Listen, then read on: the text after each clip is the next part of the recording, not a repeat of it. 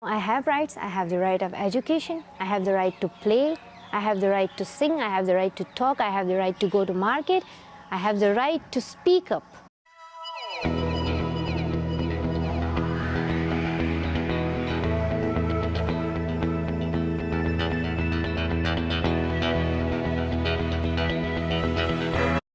When I looked at my people and my school fellows and in the ban on the girls' education and the Taliban, so I thought that I must stand up for my rights, the right of education, the right for peace.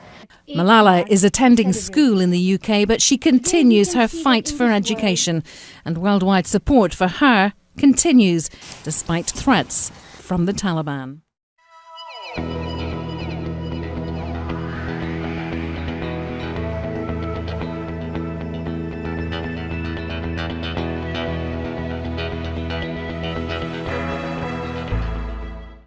Meet Julia Gillard, the first woman to become Prime Minister in Australia.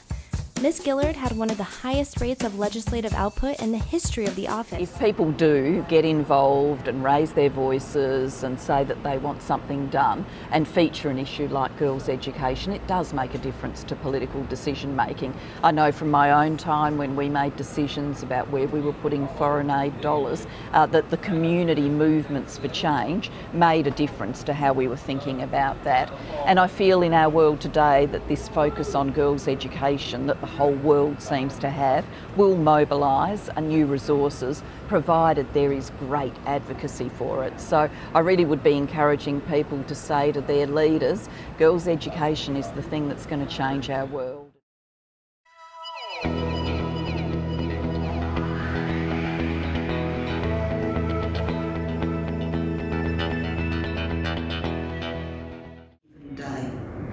Education has been my purpose. It is what I work for as a minister, as Deputy Prime Minister and as Prime Minister itself. And my reforms will be enduring ones. The sense of purpose that drives me now is joined seamlessly to the one that drove me whilst I was in politics. And that's why my work, my commitment since leaving office has been on education. I serve as the Chair of the Global Partnership for Education and as a Senior Fellow at the Brookings Institution in Washington. Today and in the years to come, my focus is threefold. First, access to education, because there are 57 million children in our poorest countries who do not go to school, and by that I mean primary school. That means that their chances in life are compromised from the outset. Quality education, because of those in school in the poorest countries, 250 million are not learning how to read, how to write, how to do maths. That means that even with access to education, their schools are failing and failing their countries. And third, girls' education, because girls are precious, equal, and should be able to make choices in their own lives.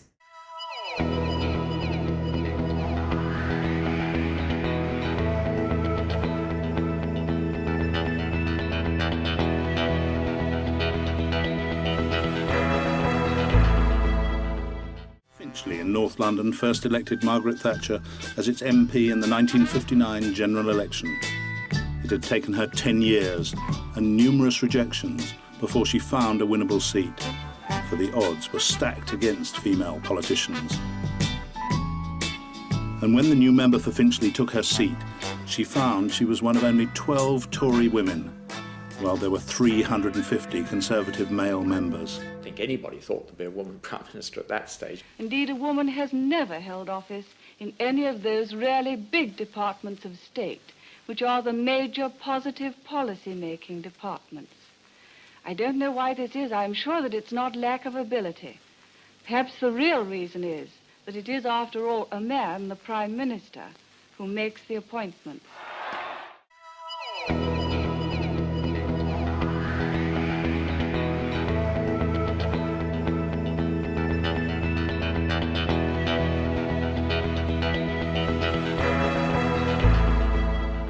Sally never considered a career at NASA because she didn't think women would ever be eligible to fly. It was only in 1977, when NASA spread a wide net to recruit women and minorities, that Sally got interested. I want to get up as soon as I can.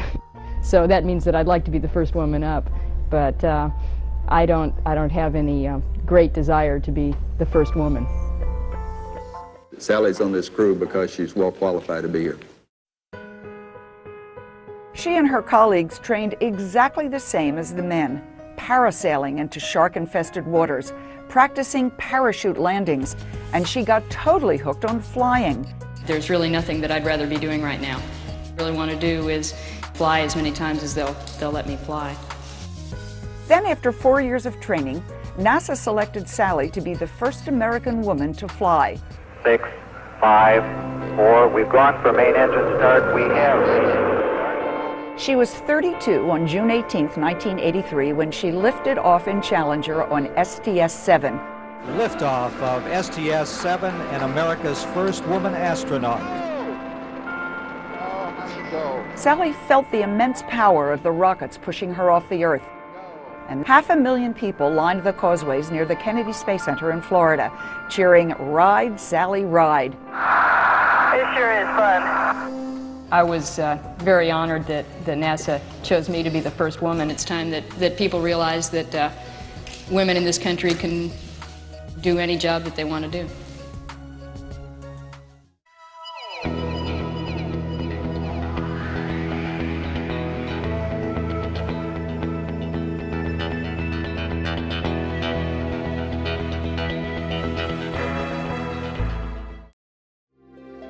I was born in a small village in the southern part of Korea.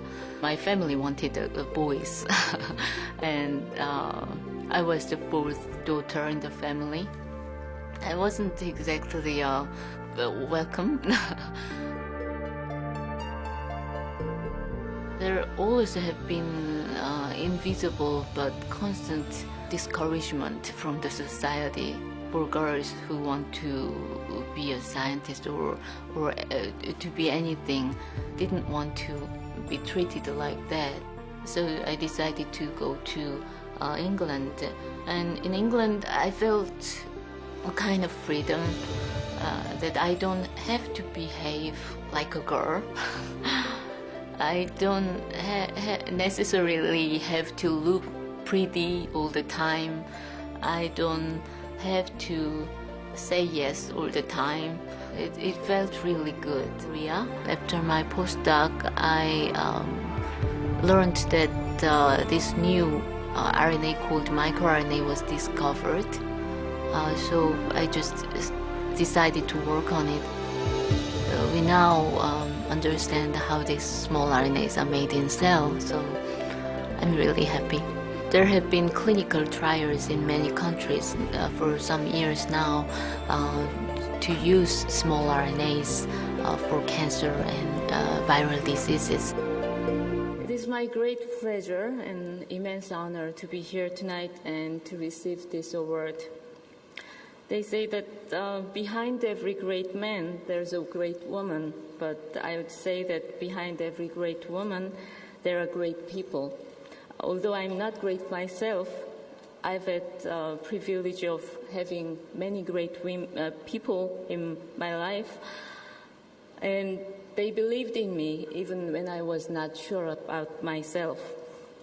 I've had great students who showed incredible dedication to science, even in difficult situations we had. And I'm really grateful to L'Oréal and UNESCO for giving us the opportunity to talk about our difficulties as well as to celebrate our achievements. Thank you.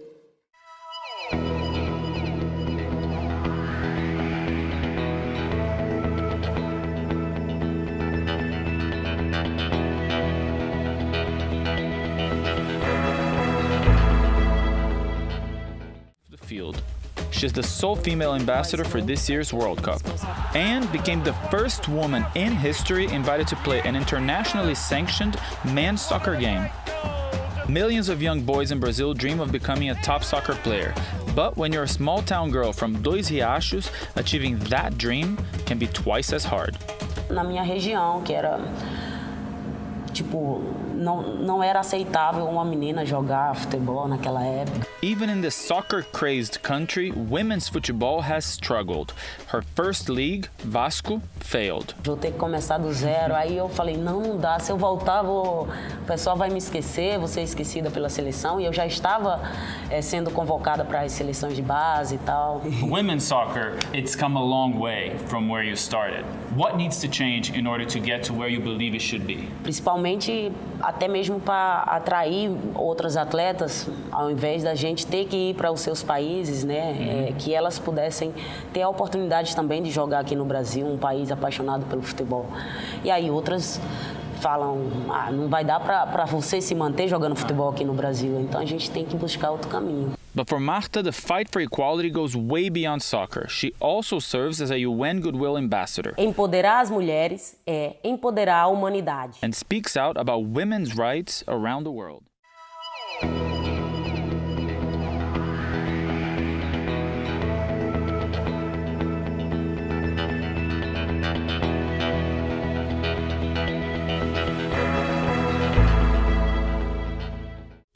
Jane Goodall is known around the world for her groundbreaking work with chimpanzees.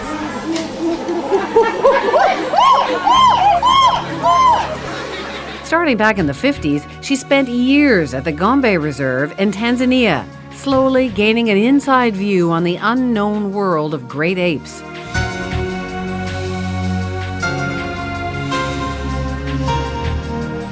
It was Goodall who discovered that, like humans, chimps make and use tools. Dr. Goodall discovered that chimpanzees use grass stems to help them hunt for termites. And as we all know now, that they feel emotion and have distinct personalities. It's so obvious when you watch chimpanzees that the close bond between mother and child is desperately important.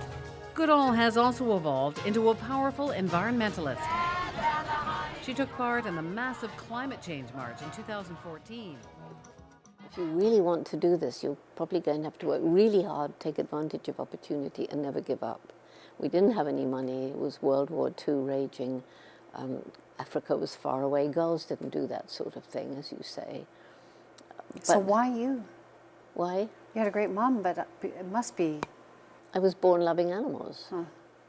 It was my passion, and that's what I wanted to do. And so I can encourage other children to do their impossible dreams. I've had so many letters from kids saying, you taught me that because you did it, I can do it too. And I love that.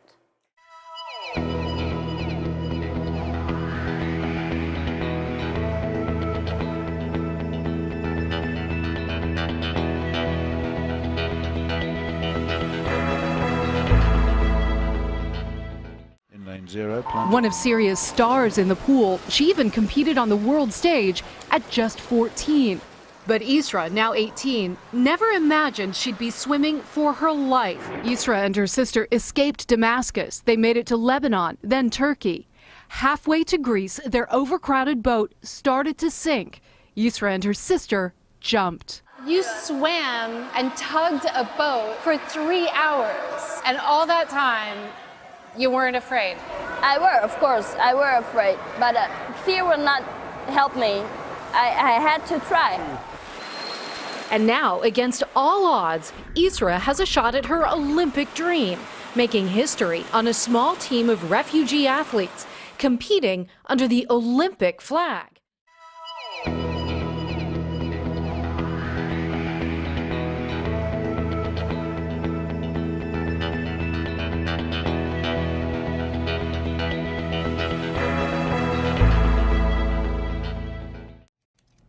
Meet the brand new CEO of Yahoo, 37-year-old Marissa Mayer. She was hired this week by the search engine giant to lead the 18-year-old company and its 14,000 employees. She becomes one of only 20 female CEOs of a Fortune 500 company. What advice would you give a young woman who is looking for a job? Really find something that you're passionate about and that you just love. Passion is really gender neutralizing. The other thing I would say is to find a place that you're really comfortable. My whole life I've been shy, but my colleagues would never believe that. because I'm really comfortable there. And that's been a way for me to really express what I think, finding an environment where you feel really comfortable.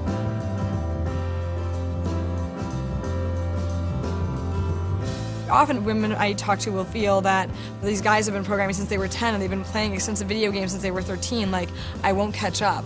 But I think the amazing thing about computer science is it is a field where you can make big gains quickly, and it's easy to catch up, especially if you're inspired. If you push through that feeling of being scared, that feeling of taking a risk, really amazing things happen.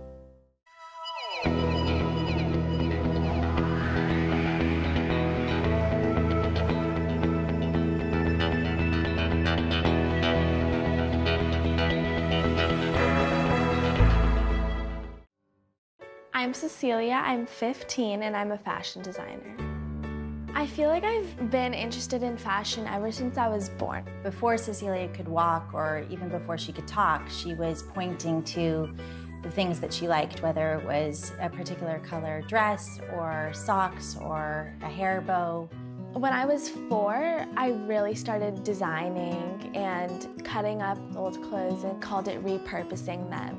And then when I was 6, I got my first sewing machine. People told me when I was 10 that I could not be a fashion designer.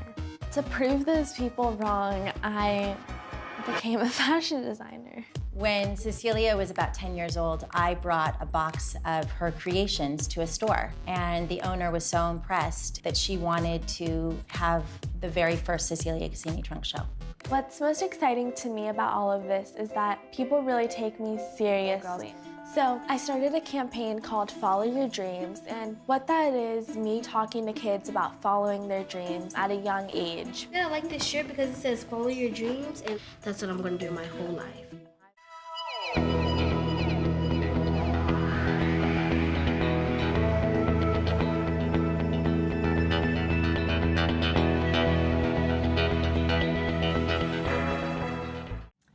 Can you tell us what your job is and what your background is?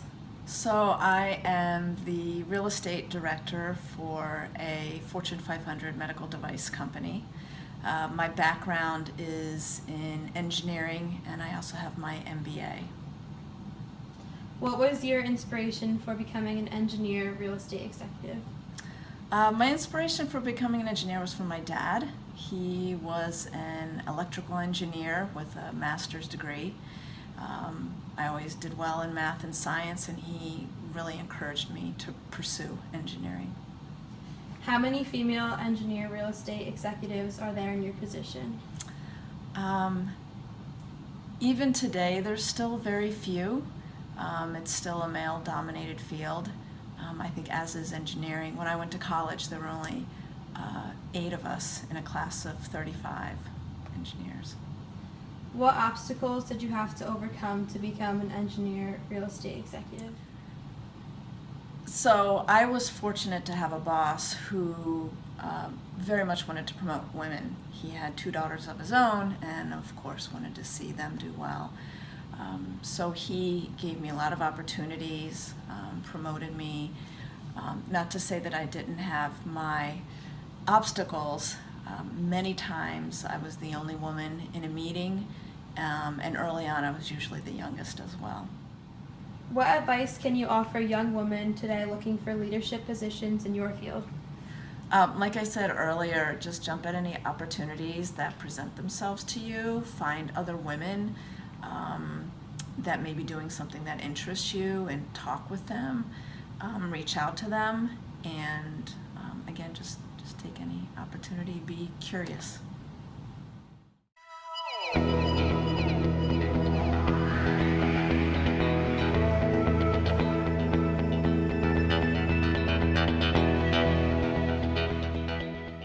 Today I'm with Judge Berdoni Byrne at the Morris County Courthouse, so can you introduce yourself? Sure. Hi, I'm Maritza Berdoni Byrne. I'm the presiding judge of the Family Division in the Superior Court of Morris and Sussex counties, and I'm very glad to be speaking with you today about women in leadership positions. So I have a couple questions for you, one of them being, what was your inspiration for becoming a judge? Well, that's a very good question. In the near term, I would say that my inspiration for becoming a judge was it is the pinnacle role of any lawyer. Most lawyers want to end their career as a judge. And there are only about 440 judges in the state of New Jersey, but many, many more attorneys. So I was very fortunate to be asked by a senator to put in an application to become a judge. I was then nominated by the governor and confirmed by the Senate. New Jersey follows the federal rules. In some states, judges actually have to run for political office, but New Jersey's not one of those states. Wow. And how many female judges are there in your position? Unfortunately, in Morris and Sussex County, although we have 26 judges, we only have 4 female judges. So it is still very much a male-dominated profession, but we're trying to change it every day. And I think we're making some strides in that respect. Yeah, definitely. And what obstacles did you have to overcome to become a judge? I wouldn't call them obstacles, but certainly it's a long road to become a judge. First, you have to be an attorney, you have to go to law school, you have to take the bar exam, you have to practice as an attorney. Then you have to be asked by a senator to put in an application. It's not something that you can apply for. Once you're asked, you interview with the governor's office, and then if the governor nominates you, you go before a panel of attorneys who determines whether you are competent or not competent to sit on the bench. It's about 25 attorneys, so you're sitting in one room with 25 people asking you questions. And if you get through that, that's called JPAC. You then have a state police review your background, so they want to make sure that you've never had any criminal convictions, that you don't have a poor credit history, that you don't have a bad medical history. It's very invasive and intrusive.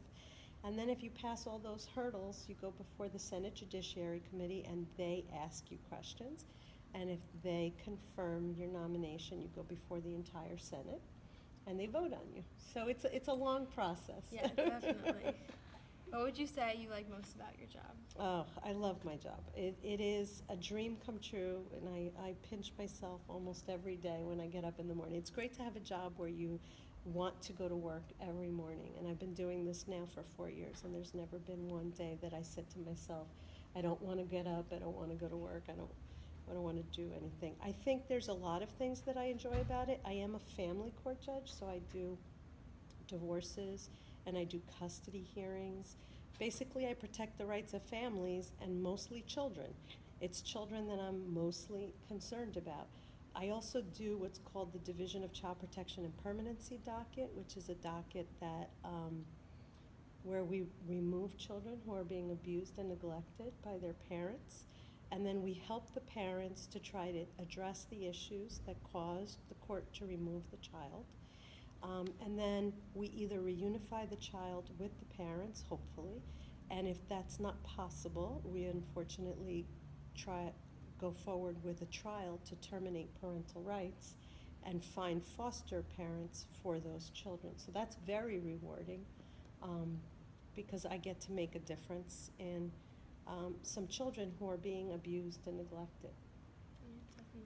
And what advice can you offer young women today looking for leadership positions in their careers? Take every opportunity that is being offered to you.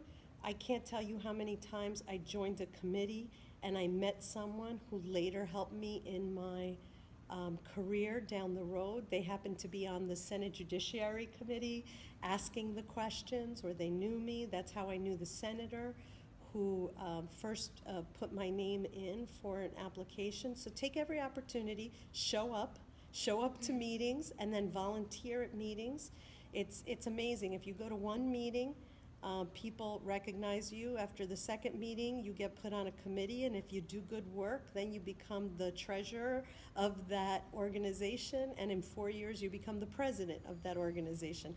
And that's probably happened to me about 10 times in my life. So if you're willing to show up and work hard, you'll have those opportunities. You won't even have to search them out. but also don't be afraid to fail. And I say this all the time. The reason that I'm a judge of the Superior Court is because I did not get into pharmacy school, which is what I wanted to do when I graduated from high school. I wanted to be a pharmacist, and I was, my math and my science skills were just not strong enough. And I went to Rutgers undergrad, and I studied English and political science. And then my roommate was taking the LSATs, which is the entrance exam for law school, and I thought to take it on a lark. So even becoming a lawyer was something that I just kind of stumbled upon. So don't be afraid to fail. You might find out that pharmacy's not for you or law is not for you, but you'll never know unless you try it.